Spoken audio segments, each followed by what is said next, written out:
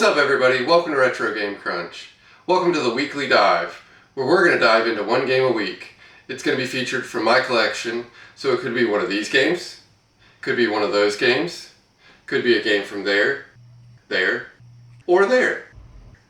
That's right, we're going to dive into some gameplay footage, we're going to go over some facts, some opinions, what my thoughts are of the game, in case you're interested in adding it to your collection. This is just going to be a general overview of each game. So after we talk a little bit about the game, I'm going to come back with my opinions on the game. That way you can get a little bit more information on my thoughts and see if it's something that you want to add to your collection. Today we're diving into a classic Sega Genesis title, Superman, the Man of Steel, released in 1992 by Blue Sky Software and published by Sunsoft. This game tried to bring the iconic Man of Steel to life in a side-scrolling action format.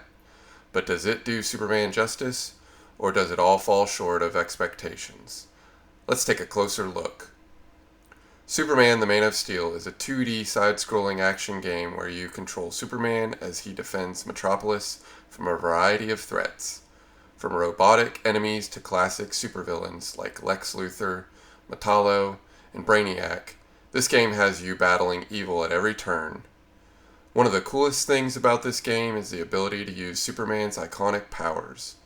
You've got flying, heat vision, freeze breath, and super strength, all essential to taking down enemies and solving puzzles. But as we'll see, it doesn't always deliver on the full potential of what Superman can do. The game features several boss fights against Superman's biggest foes. Each villain brings something different to the table. Lex Luthor, for example, is a classic battle of wits and brawn, while Metallo and Brainiac present more tech-heavy challenges. But here's the thing, the gameplay itself can get a little repetitive. A lot of the time you'll find yourself doing the same combat moves over and over again. And while the stages are varied, ranging from Metropolis to the Phantom Zone, it doesn't always feel as dynamic as you might hope for a game about Superman. And don't even get me started on the flying mechanics. While it was one of the early games to let Superman fly freely, the controls aren't exactly smooth.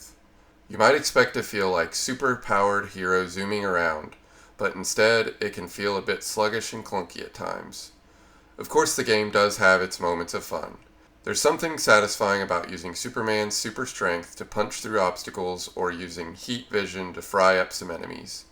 And while these powers are great in concept, it feels like the game doesn't always make full use of all of Superman's abilities. Now the bosses. If there's one thing this game gets right, it's the inclusion of iconic supervillains. Lex Luthor, Brainiac, Metallo, and General Zod all make appearances, and each one presents a unique challenge. You're not just fighting generic enemies. Each villain adds a new layer of excitement to the gameplay. But while the villains are cool, the game's overall pacing is a bit off. Some stages are way too easy, while others, especially towards the end, can get frustratingly difficult. And without a save or password system, you're kinda stuck grinding through sections if you happen to mess up. On the plus side, the graphics on the Sega Genesis are pretty decent for the time. The game's colorful visuals really help bring Metropolis and other locations to life. It's a bright, action-packed world, even if the animation can be a bit choppy at times. The soundtrack is another highlight. The high-energy music captures the heroic vibe of the game, even if it doesn't have the grand orchestral sound we'd later see in Superman's films. Still, it gets you in the mood to fight evil, which is exactly what you want from a superhero game. Now, interestingly, there was also a version of Superman the Man of Steel released on the Sega Master System, but it was a much simpler game, with fewer levels and basic mechanics. It really shows the difference in hardware capabilities between the two consoles. And here's something fun. The box art for the game has been a point of discussion. Fans noticed that the Superman on the cover doesn't quite match the classic comic book look, which led to some confusion at the time of release. Despite some of its flaws, Superman the Man of Steel holds a special place for a lot of early 90s gamers. It may not be the best superhero game ever made, but it's a nostalgic title for fans of the Genesis and anyone who loves the Man of Steel. Ultimately, the game had a lot of unrealized potential. With Superman's vast array of powers, the game could have offered more diverse, dynamic gameplay. But due to the limitations of the Genesis hardware and the somewhat repetitive gameplay, it doesn't quite hit the mark. But hey, if you're a fan of retro gaming or Superman, the Man of Steel is definitely worth checking out for its nostalgic factor. It may not be perfect, but it's still a fun slice of gaming history.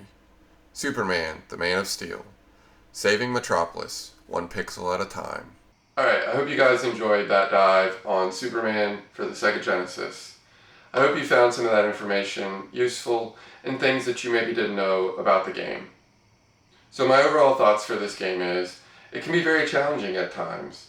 The mechanics and button controls for this game can be somewhat awkward.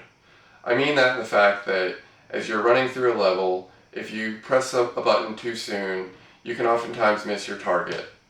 For example, if you're trying to punch a foe, you oftentimes will miss if you press the button too soon, or if you try to double tap the button, you more than likely are going to miss that foe, and you're actually going to take damage instead of hitting them.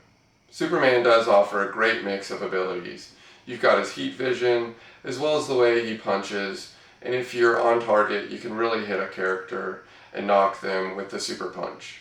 It's got an interesting storyline, and overall the gameplay, as you progress through the game, gets more and more interesting.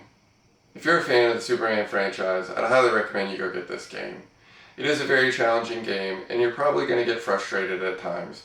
However, you do end up with some rewards as you progress through the levels, and you get used to the mechanics over time. Give it a shot if you like the Superman franchise. If you've enjoyed this video, hit that like button and subscribe. Leave me a comment below about a future game that you'd like me to cover.